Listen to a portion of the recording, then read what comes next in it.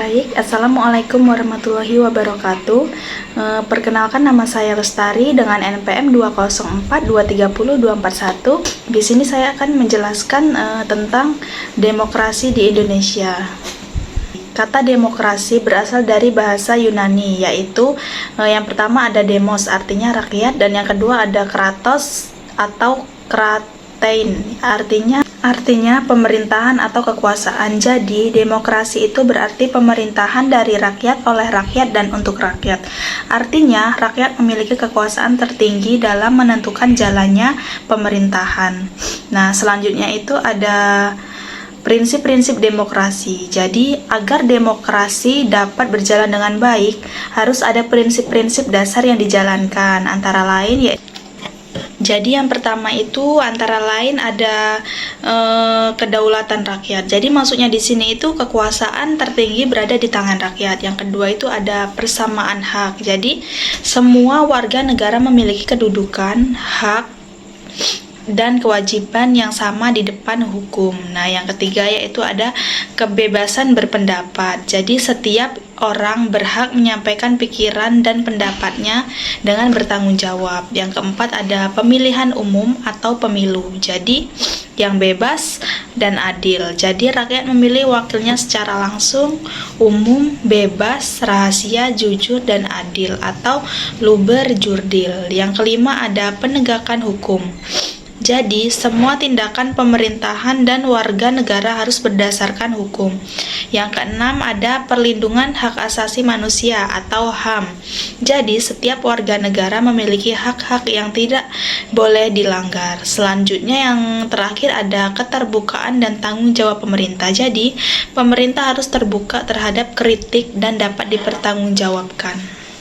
Baik, selanjutnya ada bentuk demokrasi di Indonesia. Jadi, di Indonesia, sistem pemerintahan yang digunakan adalah demokrasi Pancasila. Nah, jadi pengertian demokrasi Pancasila itu adalah sistem demokrasi yang berdasarkan nilai-nilai Pancasila.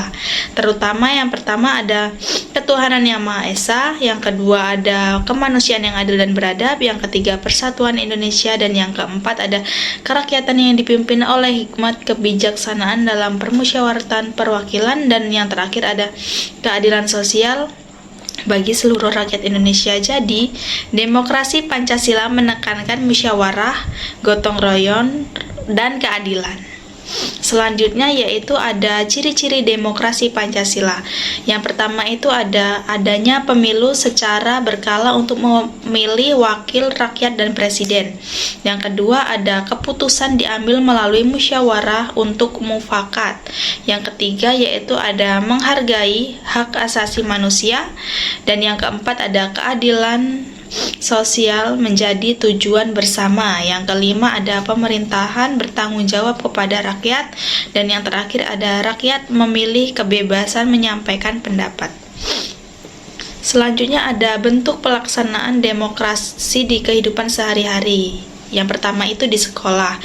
Di sekolah itu contohnya yaitu ikut memilih ketua kelas atau OSIS.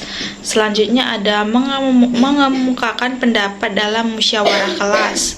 Yang terakhir ada menerima hasil keputusan bersama dengan lapang dada.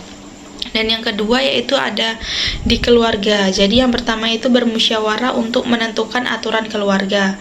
Kemudian menghargai pendapat anggota keluarga lain. Yang selanjutnya itu di masyarakat. Jadi yang pertama itu ada ikut dalam kegiatan pemilihan ketua RT atau RW. Yang selanjutnya ada gotong royong membangun lingkungan. Yang terakhir ada menyampaikan aspirasi dengan sopan dan tertib. Kemudian ada juga di pemerintahan, yaitu yang pertama itu ada mengikuti pemilu, yang kedua ada mengawasi kinerja penjabat publik, dan yang terakhir ada menyampaikan pendapat melalui organisasi media massa secara santun. Contoh demokrasi. Berikut ada contoh demokrasi. Demokrasi di sekolah yaitu pemilihan ketua OSIS, dan demokrasi di masyarakat pemilihan ketua RT. Selanjutnya, demokrasi di keluarga yaitu musyawarah untuk membahas masalah di keluarga, dan demokrasi di pemerintahan seperti pemilihan umum. Selanjutnya juga ada manfaat demokrasi. Nah, yang pertama itu ada untuk menjamin kebebasan rakyat untuk berpendapat, dan yang kedua yaitu untuk mencegah penyalahgunaan kekuasaan, dan yang ketiga untuk menumbuhkan rasa tanggung jawab dan partisipasi rakyat, dan yang keempat yaitu untuk menjaga keadilan dan kesetaraan bagi semua warga negara, dan yang terakhir ada mewujudkan pemerintahan yang transparan dan jujur.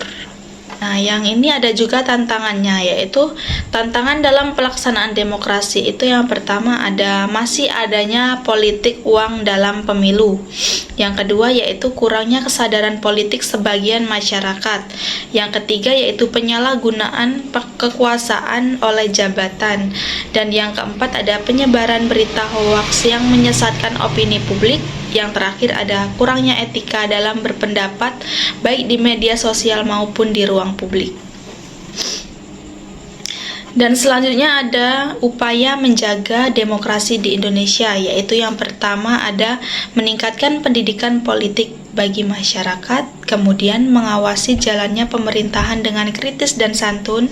Yang ketiga ada menolak politik uang dan korupsi. Yang keempat ada menghormati perbedaan pendapat, dan yang terakhir yaitu menegakkan hukum secara adil.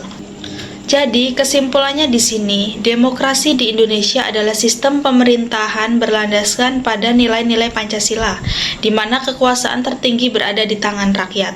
Demokrasi menjamin kebebasan berpendapat, keadilan, dan partisipasi masyarakat dalam pemerintahan. Namun, pelaksanaan masih menghadapi tantangan seperti politik uang dan kurangnya kesadaran politik.